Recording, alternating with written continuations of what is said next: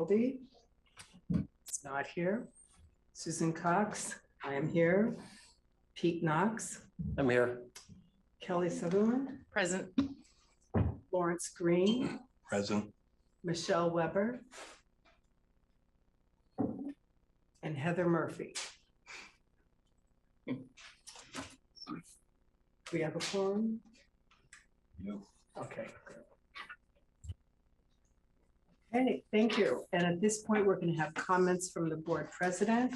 And since Gino isn't here, I am just going to say welcome to everyone who is here and look forward to a productive meeting and comments from the general manager.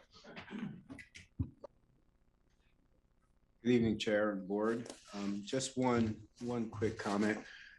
Last week, Josh Schmidt and I had the opportunity to head to Salem and provide some testimony to the Joint Committee on Transportation. I may have butchered its name just now. And we talked a bit about what LTD, our frontline employees experience each and every day, how the impact on, from a public safety perspective, the things that we're doing to make sure that we have a high level of safety on our service. That testimony was received well, and we had the pleasure to do that. I will also say from a very high level that we fully anticipate that we will be coming back to the board. Our negotiations with ATU have gone well, and we suspect to have some news this week. And I'll conclude my report. Congratulations. If you didn't have an opportunity to hear the testimony, it's live. It was recorded, and I encourage you to take a look at it. Both of you did an amazing job. I was really proud to hear what you had to say, and I've heard some really good comments back from some of the representatives who were there as well. So, are there any announcements or additions to the agenda?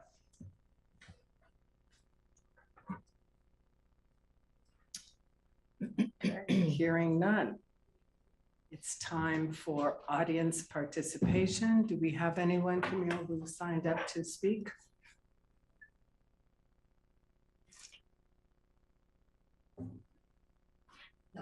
No? Okay.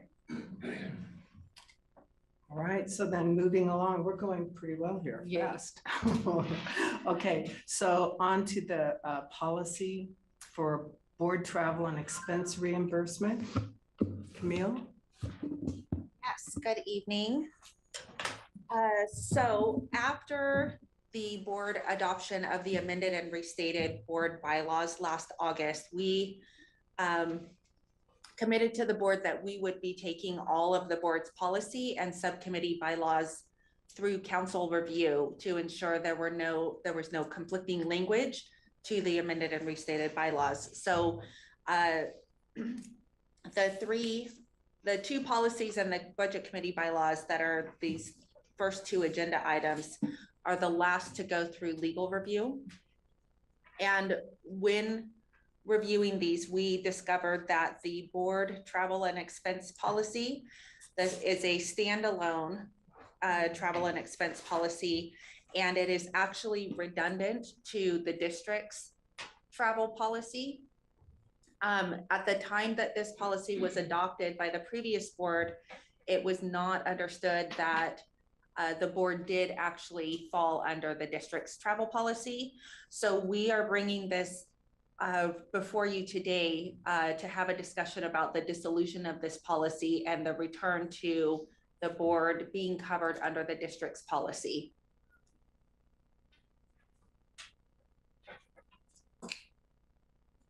Are there any questions or comments? I think this is pretty simple. If it's redundant and just reviewing it, it seems like this just simplifies it, and it does. It'll help ensure that we are maintaining proper documentation practices and not having duplicative procedures in place. Okay. Do we need a motion for this? We do not at this meeting. Okay. This was just an opportunity to bring it before the Sure. board for any discussion. And if there is no opposition, then we will put it on the consent calendar for the Next. regular board meeting. Great, thank you. Okay, great. Thanks, Camille. You're welcome. And so the next item is and sorry, Susan, I'm taking your No, go ahead because I'm words right out scrolling of back your and mouth. forth. I appreciate it very much. So the next item is the board's conflict of interest policy and the budget committee bylaws. So these have also gone through council review. And we do have Andrea on the line virtually to discuss any of her recommended changes. If the board has any questions, they are just being updated from a language standpoint.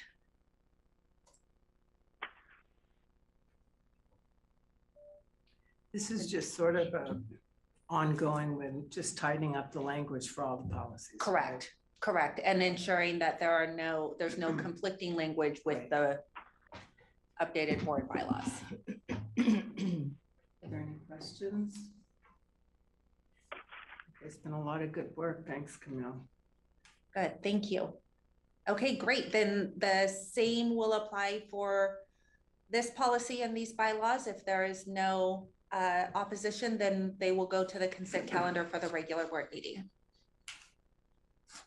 Great, thank you very much. Any questions? Last chance here. Thanks, Camille. Thank you. Scrolling back up. When did I do the? I didn't see that. So that's not on the agenda. That's just, It's just, it's for next, it's for the board meeting. you just need a signature on it. Got it. Because it Okay, was at the sorry. next board meeting. We miss Gino. We're Okay, doing fine. okay. So we are at the, excuse me, the strategic plan quarterly reporting.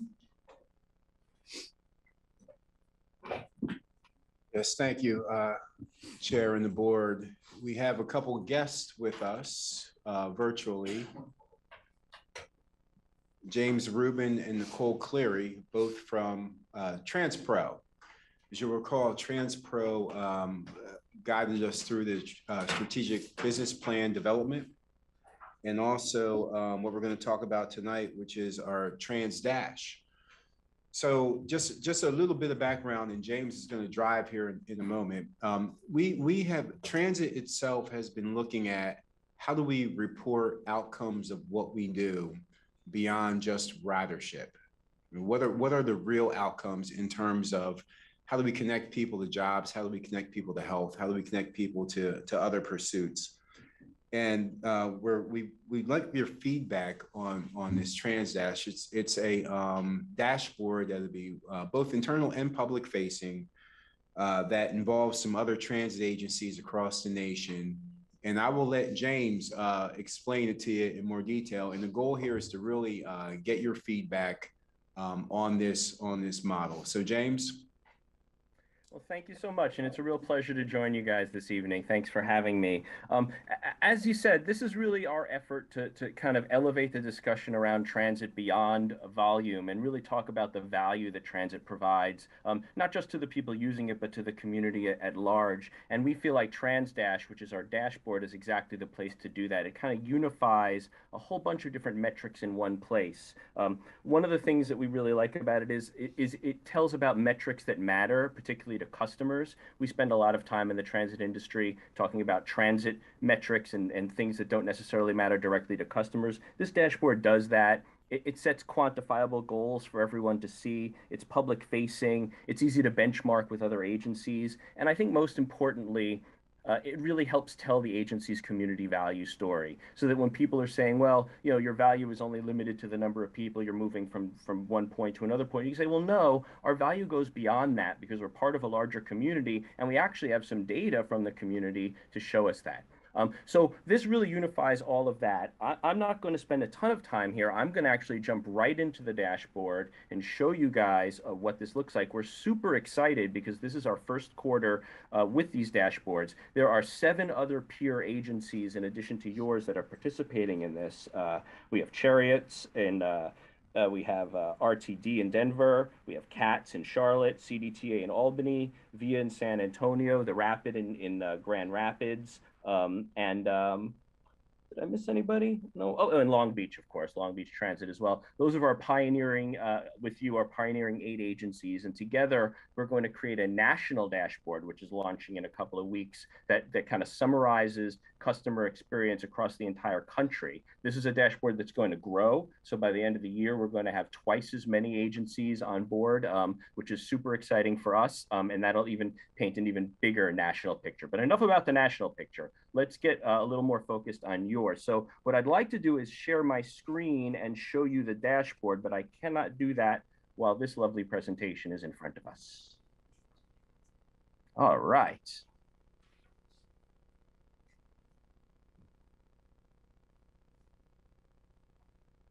So I hope everyone can see the LTD Trans-Dash dashboard. And of course, I'm going to start, like all of our dashboards have, with a wonderful introductory message about what the dashboard is and what it's doing. And I can't think of a better person to tell us about the dashboard than your GM and CEO. So let's take a listen. I hope the sound comes through.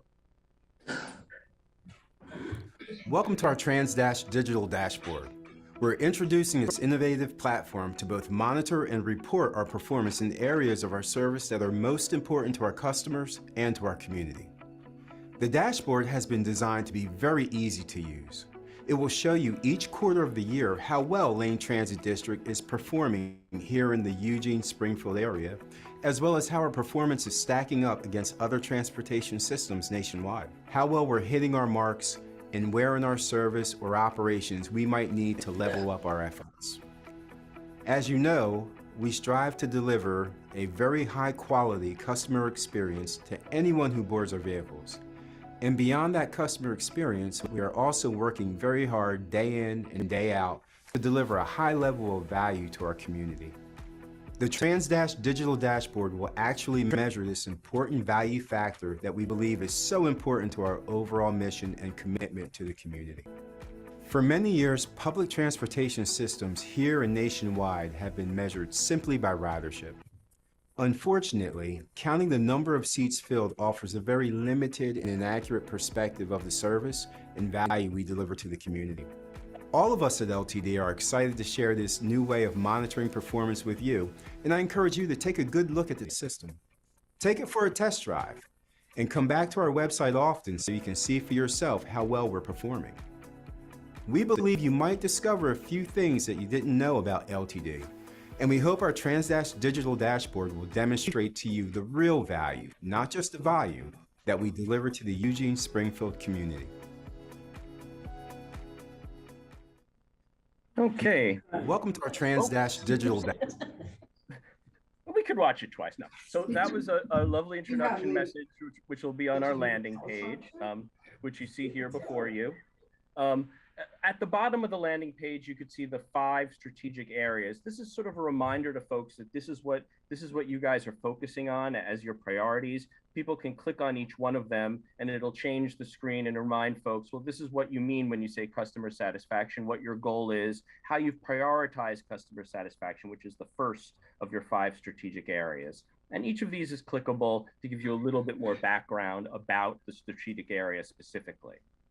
But that's really just sort of kind of ribbon stuff.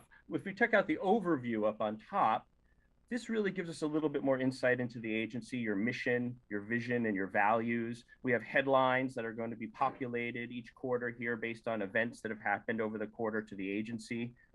And then at the bottom, you'll see some of the key metrics that we're following on the dashboard. Now, you'll see these all again as we go through each of the strategic areas. But these are sort of the high-level metrics that we're following that are speaking more directly to your success outcomes as you've defined in your strategic planning. So you could see, for example, that your goal points around customer satisfaction are 30, and your most recent survey achieved a 25.6. So you're 85% of the way toward that goal. We'll get into these a little bit more in a second. And let's take a look at one of these now. The first outcome or strategic area is customer satisfaction. And here you're going to see all of the metrics that we're monitoring on the dashboard for your customers' customer satisfaction. You can toggle through them. So the first four you'll see are customer net promoter score, customer sat, perceived on-time performance, and on-time performance. Each of these have different meanings. The one that might be most confusing to folks is this customer net promoter score. We really like this as a way of measuring customer satisfaction. It's used really heavily in the private sector to measure people's likeliness to recommend a product. And we feel like transit customers deserve the same kind of service and understanding that the private sector folks do as well. So we really love employing this technique for transit and transit analysis. And the way this goes is we simply ask customers on a scale of 0 to 10, how likely are they to recommend the service to their friends and family?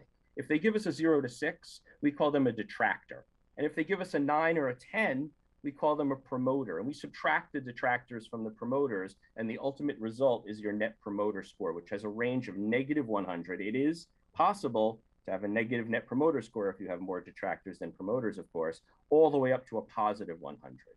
So you can see here, this key metric that we're following, net promoter score for you guys, your goal was to achieve a 20. You actually achieved a 21 net promoter score in your last survey. So you're above 100%. You're at 105% of the goal that's achieved. Customer satisfaction is a little bit more straightforward, just direct results of how satisfied are you with the service from the most recent customer survey. Perceived on-time performance and on-time performance, the difference between those metrics are exactly as they're stated. The perceived on-time performance is the results of a customer survey that are telling us how they perceive the performance of the agency versus the on-time performance, which is the result of agency metrics that determine whether or not vehicles arrived at their destination on time.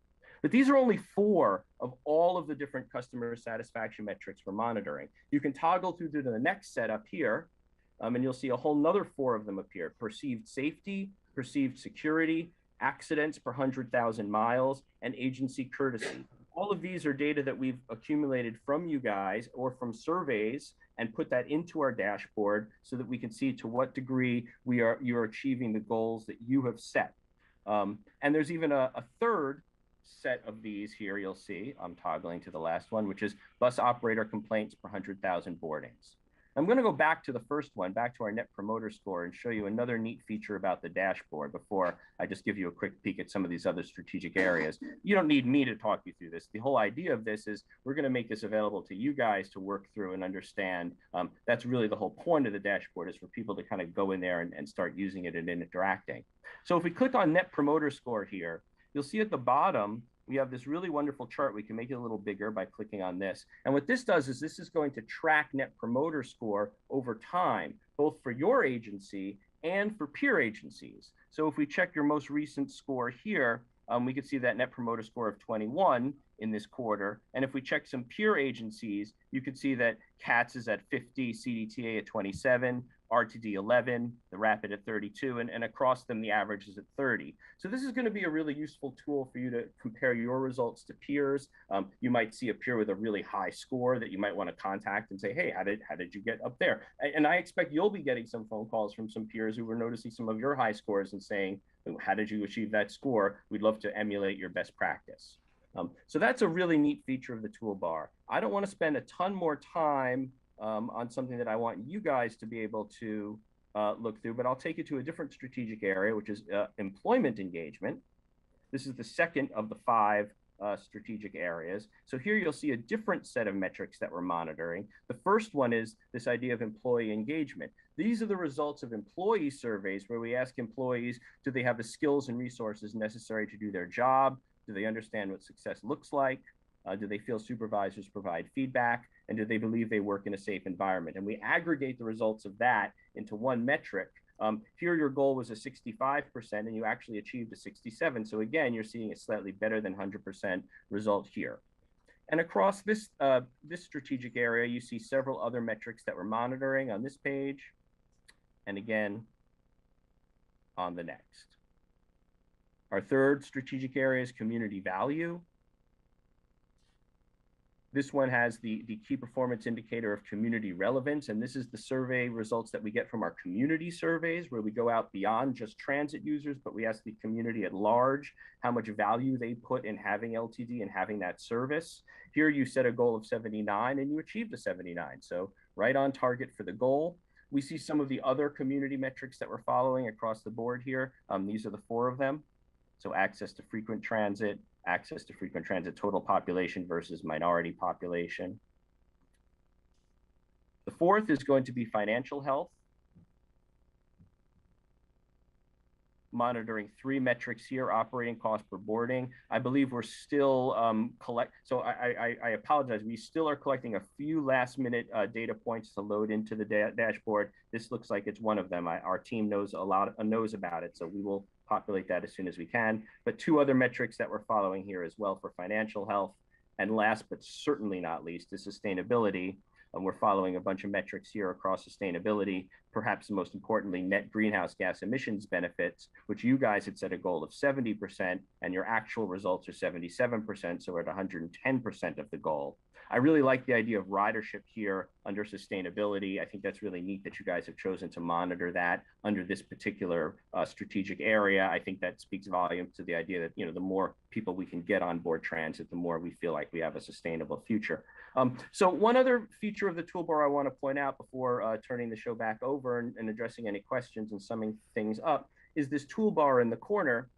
This is perhaps less important now because this really is our first quarter. Any data that you see in the dashboard that predates this quarter is because we've gotten some historical data from our agencies, but for the most part, we're considering this time 0. This is when we're launching. So as we load more data into the dashboard in subsequent quarters, we're really excited about the idea that people will be able to look at each quarter and compare quarter to quarter. In fact, this presentation that I'm giving you today is really only half a presentation. What we'll have in the future and subsequent quarters is me talking about the snapshot, what's going on at your agency, but also talking about what's changed since the last quarter. And that we're only going to have as we start loading more and more data into this dashboard. So I'll conclude. I'm going to stop sharing the dashboard. I'm very clunky at this. There we go. Stop sharing. I'll conclude by saying that this is a work in progress. And one of the things we're doing is we're getting comments back from key stakeholders and really the public, because we do want the public to be able to participate and work on this and get their hands in there. So we've been getting comments back from your folks specifically, which have been really, really wonderful. We've been running that by our team, and we've been trying to work on addressing those one by one. And we know that we have a design challenge in that we really want this to be accessible to people. When someone looks at this on a web page, we don't want them to be confused by lingo that's like inside to the transit agency. We don't want them to be confused by graphs that are hard for them to read. We want them to be brought in. We want them to be excited about what they're seeing, and we want them to be interactive with the tool. So we really are in the process of redesigning how it physically looks and how people are going to interact. We've focused really heavily on getting the data up and getting this thing into full functionality. And now we're going to sort of tweak how it looks, make it look better, and add some additional functionality. One of the things we're really concerned about is trying to make sure that this thing is translatable into multiple languages if someone wants to access the dashboard who isn't a native English speaker. So that kind of functionality we're going to be rolling out as we move forward. But we're very excited to get this data in there, to be able to show it to you guys and to present it and to include it in our national dashboard. So that is about it for what I have for you. I'm happy to address any questions that you have. Thank you. Any questions? I'm curious about, you said there are, you mentioned the other agencies that are already doing this. Are we all starting sort of at the same time, or have they been doing it for a while? You are all starting at the same time. This is round 1, quarter 1. All 8 of our innovative agencies are all on board at the exact same time. Okay, great. And so the data, all of the information is going to be uniform or are there any changes based on, I don't know, differences of each particular city or place? There are, we went through a pretty extensive process with each agency working to select the metrics that the agencies themselves wanted to follow. And not everyone picked the exact same metrics. There are a lot of them that are really common, right? That net promoter score is a really common one across a whole bunch of our agencies. Overall customer satisfaction, that's something we're not too surprised to see that everyone really wants us to talk about. But not every metric is included across every agency. So we will do our best on the national presentation to kind of tell a story that we think covers the agencies that did pick those specific metrics. We're also really, really careful in the guidance that we give to agencies about how the data is collected. Some of our agencies, we're collecting the data, we're doing the survey work for them, so we're not too concerned about that. But in cases where we have agencies and other people are collecting that data for them, other companies, we have a very strict set of guidelines as to how these questions have to be asked and phrased, what kind of scales have to be used so that there is uniformity, because we really don't want to compare apples to oranges. Thank you, that's helpful. Any other questions? Can you pull the original presentation back up? Thank you, James. Thank you. Thank you, Nicole. So if you'll go over to advance this slide, please. Advance again, and one more time. We talk about the tactics. So coming up, a couple of highlights from Q2. We're going to be doing a deep dive on our performance management strategy period. We've had this process in place now for 22 and 23. So we're going to have to take a look at where we've been and where we want to go and how it matches, because this is the first strategic plan we've done in some time. So we want to review and start to get ahead on the planning for when we refresh. We did see ridership increase by about 12%, which matches previous quarters. So that's good news. And you saw that we were ahead on the sustainability goal. And so we're going to continue to invest in renewable fuel. Sometimes that can be challenging with supply barriers, but as we transition to our electric vehicles, we still have to have some of our diesel vehicles. A good substitute for our electric is the R99 diesel blend that we use, which is 99% renewable diesel, which is very, very clean. Next slide.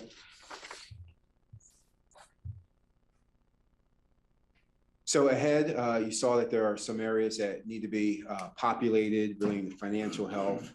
Some of those, we can start to monitor those and get a strategy around that. We're going to continue on our employee engagement and our cross-department connections, making sure that we're reporting on how we're advancing in those areas. And with the measures around community value and customer satisfaction, we'll continue to capture those that information through survey engagements. I would like to highlight something that James said. This is designed to be simple and intuitive for people that are in the transit business and outside of the transit business. And our perspective is it's more important to have plain language so that folks can understand what they're looking at, because this is really a report card on how their taxpayer dollars are being spent. So that process continues. I know Pat Walsh reached out to several in the community to get feedback on the process on the tool itself, and we've been working back and forth with TransPro to make sure that we have a tool that is accessible and easily understood by all in our community. So we're proud of that. So if there's any additional questions. Are you tracking how many people access it? James? Sorry about that. Are we tracking how many people access it? Ultimately, this is going to live on your website, I believe. That is the plan, and we're going to work with your web folks to get this situated there. So I think you'll have the capability to do that within your agency.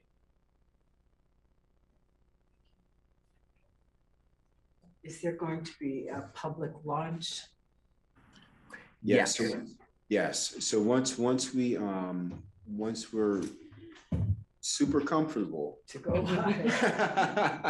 That You could be the the data idiot, is yeah. easily understood, then there'll be a launch. I know trying to time it where it's a national deal, so we're really working with TransPro to make sure that we're ready. Seems like that would be a great opportunity for community outreach and Yes, you're great. line everybody up on a computer. Like us, we're sitting here. Yeah, exactly. We'll be the go-to first. Yeah. Do a little co-create. Yes. Any questions, any comments? I think this is exciting, and I really do appreciate the fact that it's not going to be jargon heavy, that it'll be words that, normal people will understand. So without it, no one will go there. So, good. Anything else? No, thank you. Thank you. Thank you. Looks good. And the community engagement and co-creation, Tom, thank you.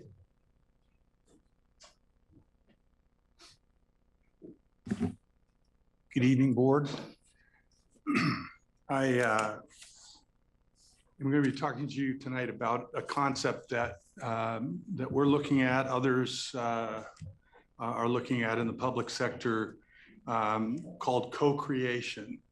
So I'll talk a little bit about kind of what that is, how it's being employed in other areas, and how we're thinking about using it. I wanted to start by just calling out that, and I gave this to the SPC last night as well, but in the state, if you're not familiar, we have over 50 years of policymaking around, in particular, land use planning and transportation planning. And one of the, and so the state has developed a set of goals around that process. And goal number one is citizen involvement. And I wanted to capture just a couple of things that that goal one talks about, because it's relevant to how we're thinking about engagement, in particular, how this might tie into our Community Outreach Communications Assessment, or COCA project. Again, 50 years, the state specified that citizen involvement efforts led by federal, state, regional, and special purpose districts like LTD should be widespread, easily understood, and well-funded, leading to effective two-way communication between citizens and elected and appointed officials. The administrative rule for goal one serve a clear purpose, which is to allow citizens to participate in and influence outcomes in all phases of public projects. And that was, as we were looking at how we wanted to approach the COCA project, that really rang true for us. That's what we're trying to accomplish as we go through that review of the expectations of the community relative to how we've met them, and what kind of framework we might be able to develop that helps achieve those outcomes and actually strongly meets these goals. We talked in the AIS. I mentioned that co-creation as a thing was began in the private sector in the 90s, and the example I gave were Legos. One of the most stable companies in the world was starting to see sales kind of fall for the first time ever. And so one of the things that they did is invited their customers in to talk about, well, how can we make our products better? What can we do? And that led to, I mean, if you're familiar with Legos, and I've got children and grandchildren that are we've got thousands of Legos at home, so we're really into Legos. That was a big part of I think there was rise again in terms of just being a product. That kind of process where they're inviting folks in is not only from the customer side, but they also larger companies have brought in their suppliers as well. So they're looking at the entire process by which they develop value for the community. And in that way, we can look at And in fact, one of the things that they talk about in co-creating is actually we need to look internally at how we're co-creating. It's a natural thing for us to look internally because every day what we do is not the product of one person, right? It's the group working together. So it's co-creating every day the service that we put out. So we'll be looking internally as well as externally. And when it comes to external, I want to talk about the community, which I characterize as a community of communities. And then also our partners, whether it's federal, state, local, we partner with our fellow agencies in this region to the value of the community.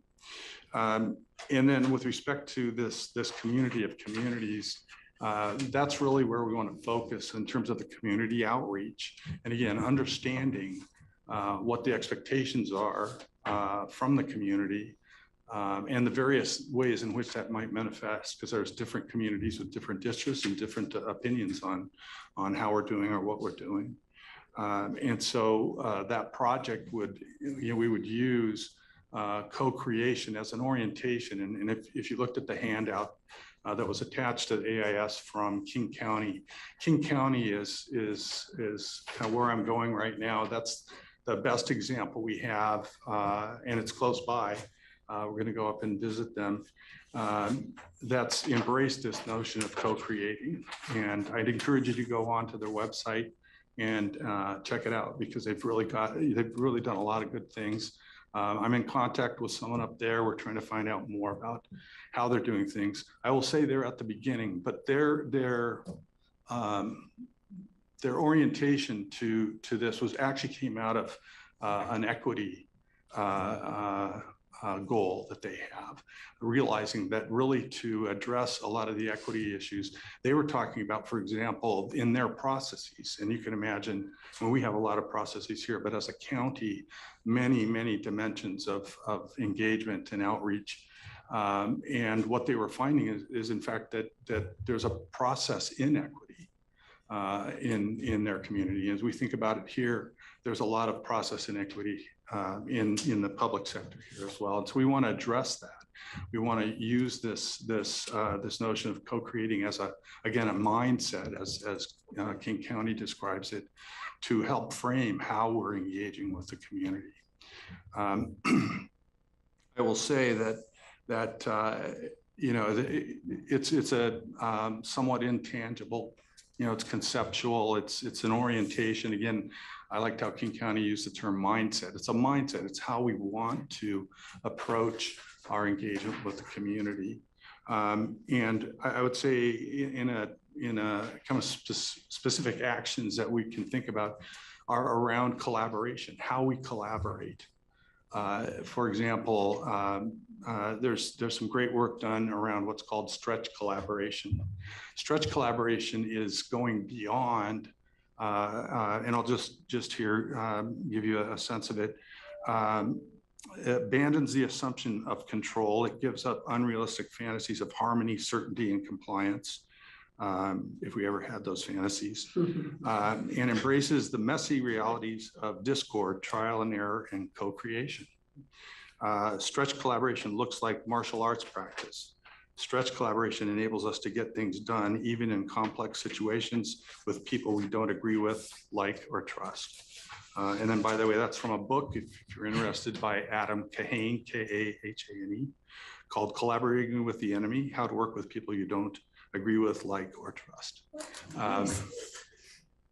And when we talk about the community of communities, let's be honest. I mean, that kind of, there's an element of that. But how do we work with the community is really the thing. And again, collaboration is required because there are a wide variety of perspectives on what should be done, on who LTD should be relative to maybe who we think we should be. So that collaboration, working on collaboration is something, as we do our public engagement around specific projects, as we do even processes, our ongoing processes like the budget process and the CIP adoption and things like that. How are we how are you working and engaging the community in a way that can collaborate and again, lead to this co-creation outcome that we're looking for. I'm happy to answer any questions that you have. Again, we're at the beginning of this. We're looking at, we want to take that mindset. We want to have that mindset as we go into certainly into the COCA project, but I think it's something that we can really embrace in everything that we do and how we look at not just externally, but internally as well. And so it's a powerful, I think, concept. I want to say, as I was preparing for this, I went back and read Amanda Gorman's The Hill We Climb, if you're familiar with that. Very powerful poem that she read. And one of the things that I saw in there that really spoke to me in terms of what we're trying to do is, she said, and so we lift our gazes, not to what stands between us, but what stands before us. We close the divide because we know to put our future first, we must first put our differences aside. That's what we're trying to accomplish in the COCA project and as we move forward. So there'll be a lot more to talk about as we start using this, like the board to understand more about what some of the principles and how to approach this. So as we move forward, we'll be doing that. And I don't know if you had anything else to add, Jameson. Sure. Thanks, Tom. I think it's important to understand the why. Or why are we talking about this right now? I think the experience that we had with moving ahead, quite frankly, called into question some of our outreach efforts. I will say that our outreach has been consistent with the projects that we've done with other transit systems. With MX, there was a ton of outreach. With all of our projects, there's a ton of outreach. However, the pandemic happened and things have changed. And, with moving ahead, people who were maybe there at the beginning of the project may not be there, or people who were there may not remember. The pandemic changed a lot of things. So we have that. We also have post-pandemic travel patterns. I don't see remote work ever going back into a box. I think it's a competitive advantage for hiring and retaining personnel. So we have to answer the question of who is LTD today, and who do our communities of communities need LTD to be in the future, and how do we get there, and what does that look like? So I think the basis of this philosophical approach of co-creating is the basis of getting to those answers on who we need to be. And we're seeing a successful program in Cottage Grove that is different than the service that runs right here. Is that service replicable in Coburg? Right? We don't know yet, but we're going to build that with the communities. So I think it's important for us to recognize that. I also think it's important for us to recognize that it's a much bigger question than just service delivery.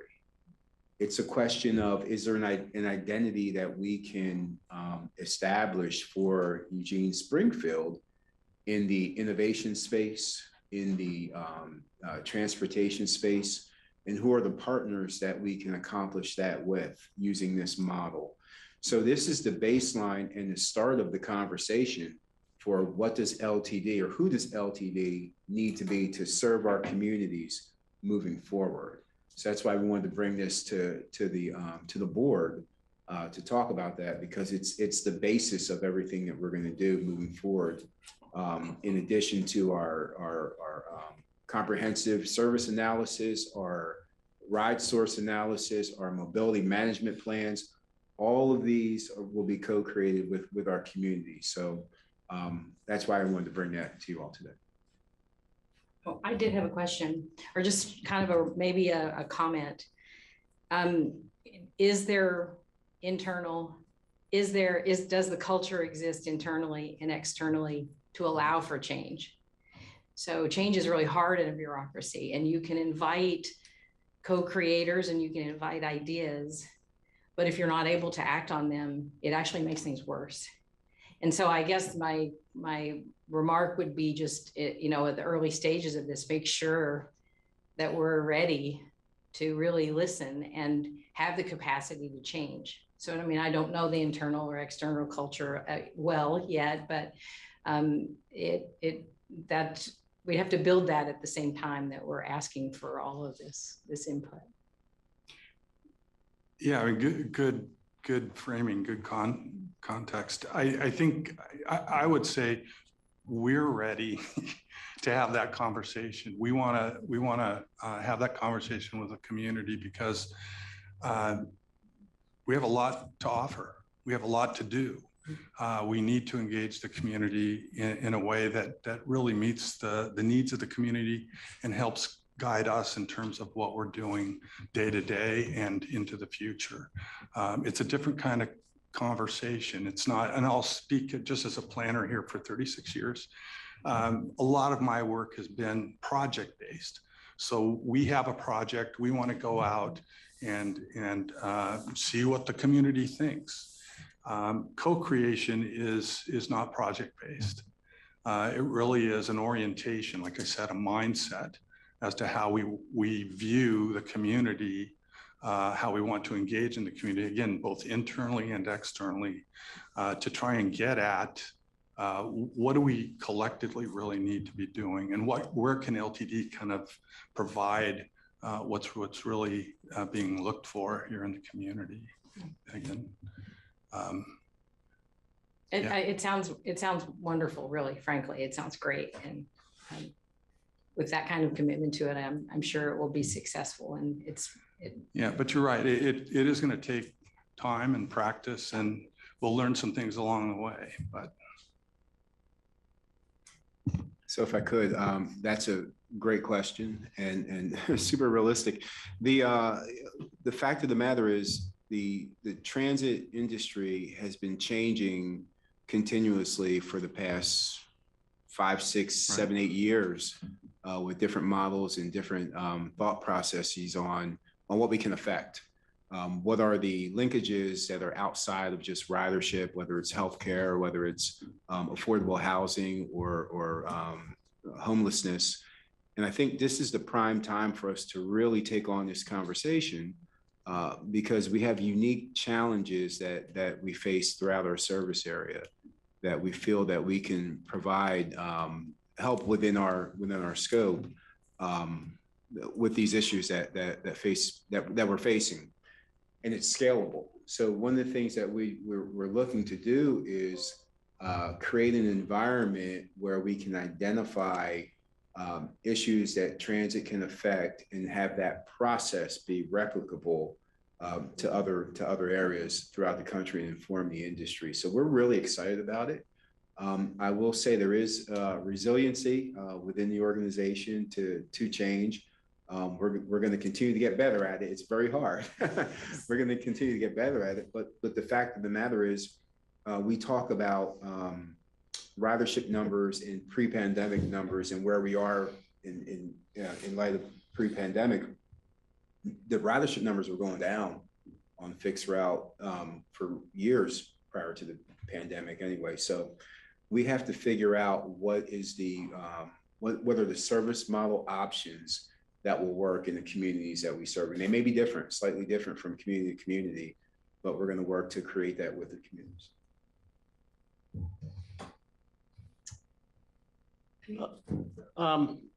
Yeah, this is really interesting. I'm excited how you're trying to move forward with this. Just a couple thoughts.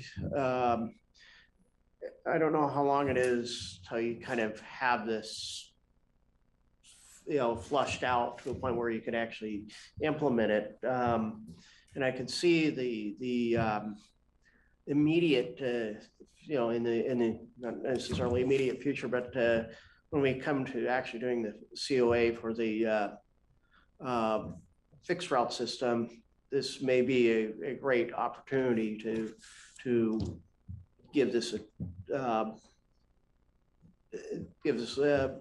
integrate this into how we handle that. My concern and this is a problem that Jameson kind of alluded to, and that is when you have longer projects like moving ahead, which are literally years in planning, development, and then implementation.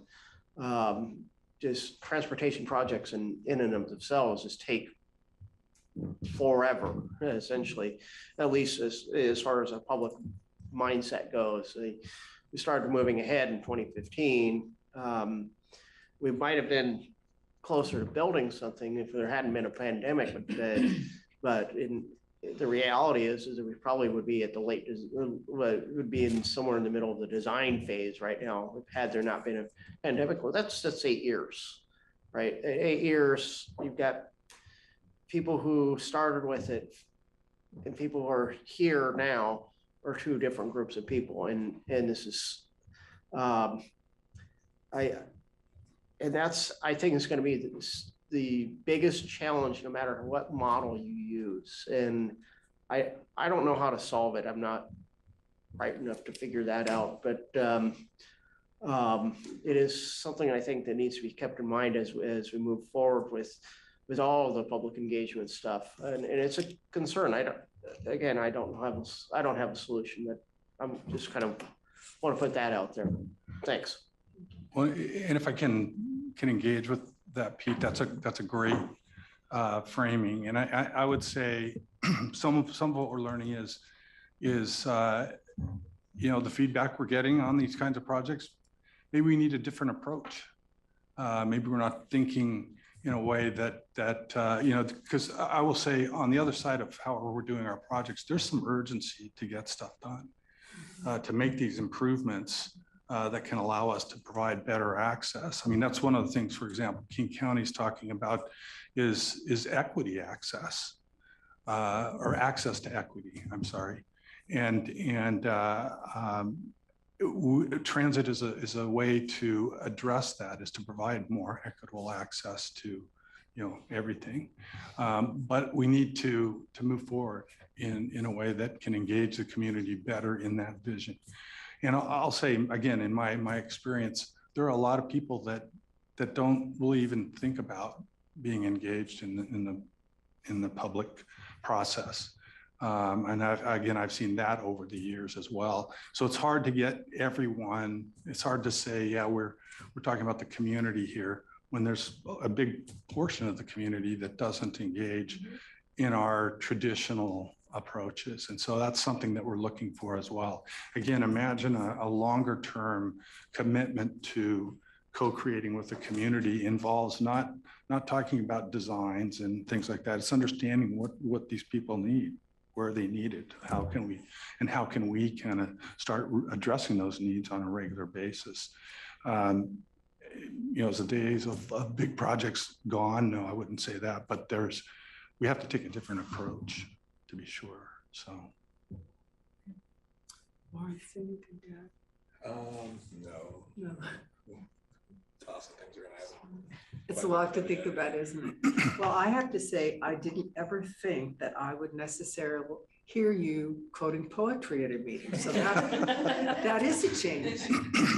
I'm excited about this, just even the enthusiasm with which you talk about it. I think that so many industries are in a transition, and sort of who are we? Yeah. Who are we going to be? Who should we be?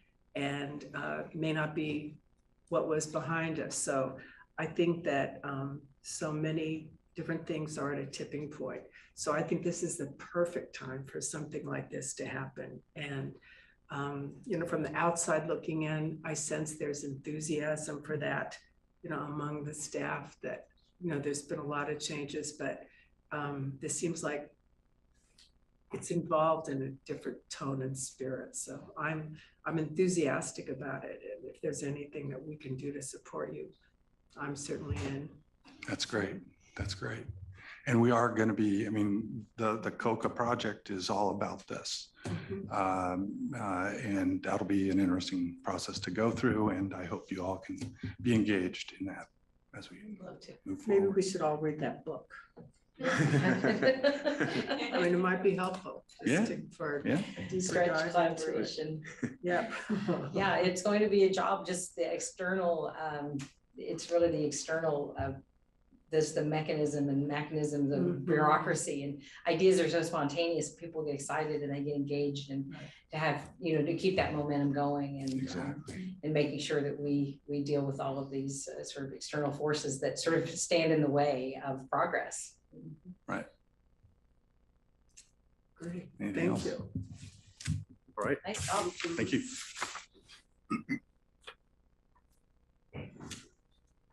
The hill we climb. Yeah. Okay.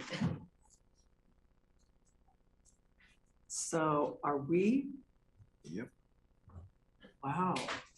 Did we all talk fast or what? Is there any other business or comments or questions? If not, we stand adjourned early. Really early.